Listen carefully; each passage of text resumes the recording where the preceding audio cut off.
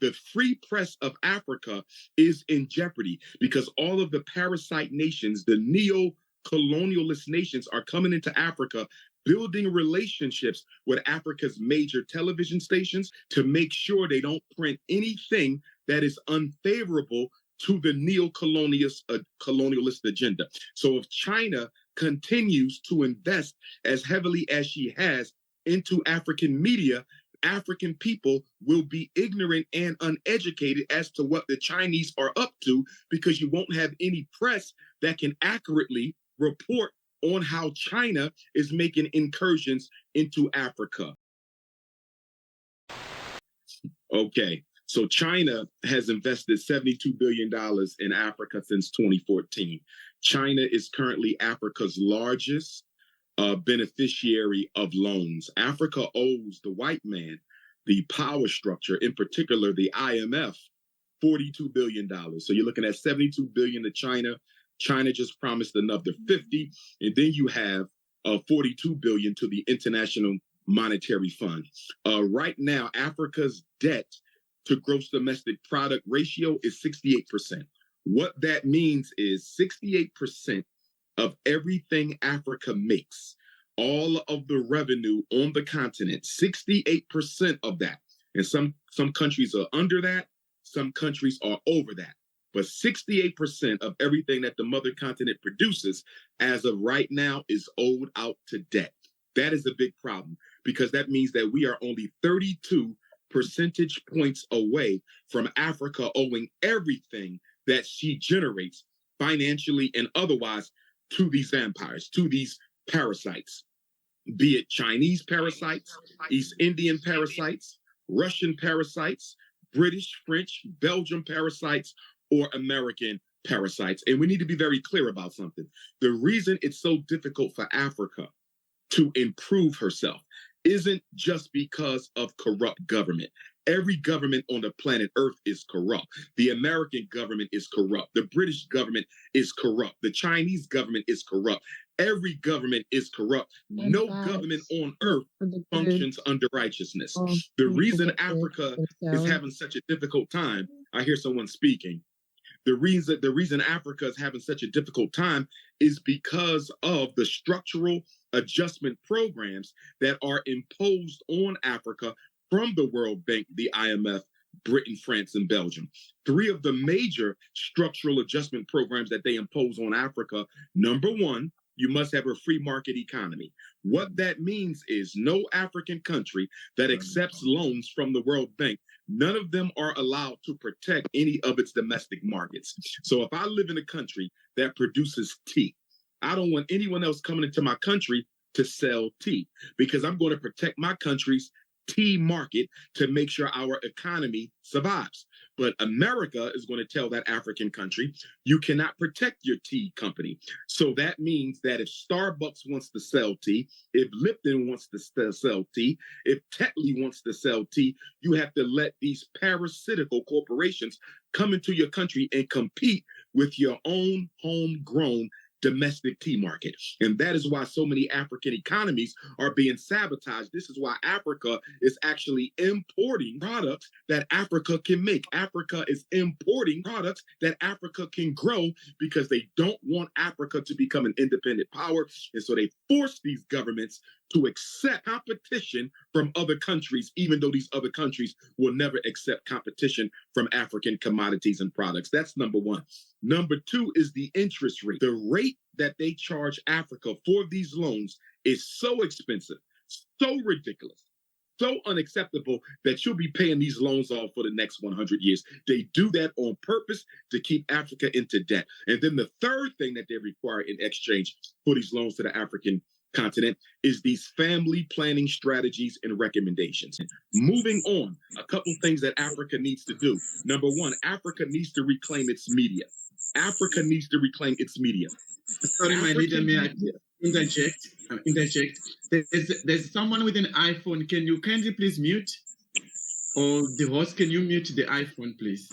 So that we don't interrupt the speaker. The host, can you please interrupt the person with the iPhone 13 Pro Max? Thank you. Sorry, my leader, over to you. Sorry about that. Please proceed.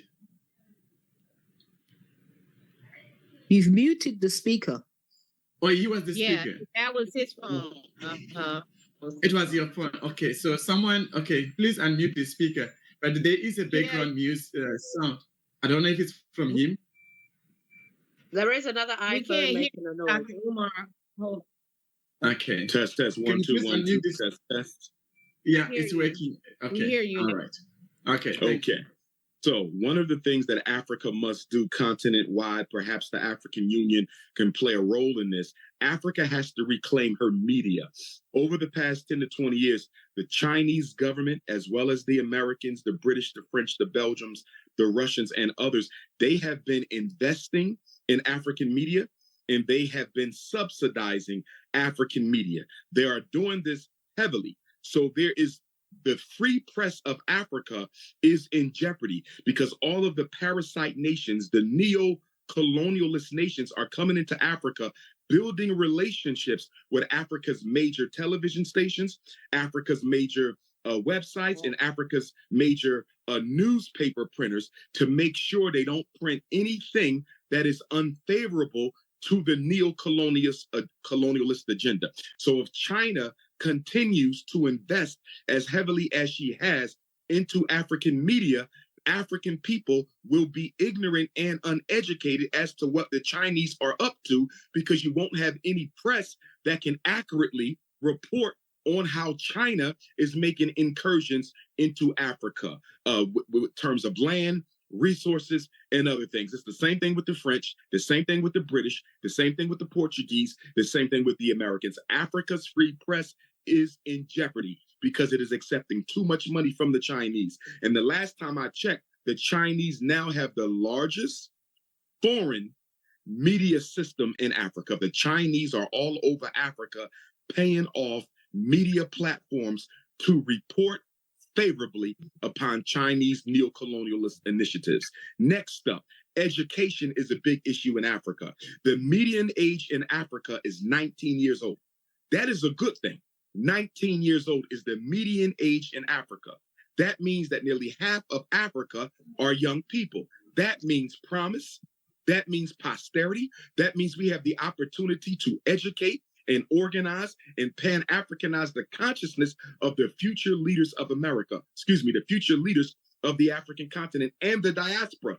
However, in order to do that, we have to make sure that all of our children on the African continent and throughout the diaspora are receiving effective educational services. As of right now, there's 61 million children in Africa, 61 million of our babies in the mother continent who will never receive an education. That is a problem. I believe children have a human right, an African right, and a divine right to receive an education. We have to build education in Africa, and not an education just so Africans can run away to America, but an education that tells African children to stay home in Africa and make Africa great again. On top of that, the brain drain is a big issue in Africa. We have too many Africans, intelligent Africans, who are being wooed away to Britain, wooed away to Paris, wooed away to Washington, D.C. to use their talents to benefit the neocolonialist regimes of the former slave masters. We have to do something against the African brain drain. Also, we have to get back to a United States of Africa. The African Union is okay, but the African Union is not the original dream of Osajifo Dr. Kwame Nkrumah. It is not the original dream of the most honorable Marcus Messiah Garvey.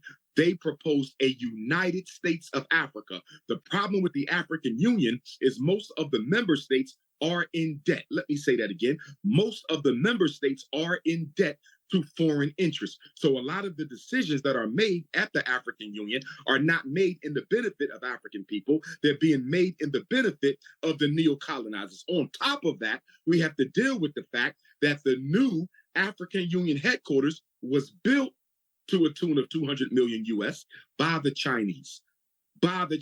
What greater contradiction? And I discussed this last spring in Addis Ababa when I was invited by the Ethiopian government to keynote their African Liberation Program. I expressed disappointment over the fact that we allowed a neocolonialist puppet or neocolonialist power in China to come into Ethiopia, come into Africa, and build the African Union.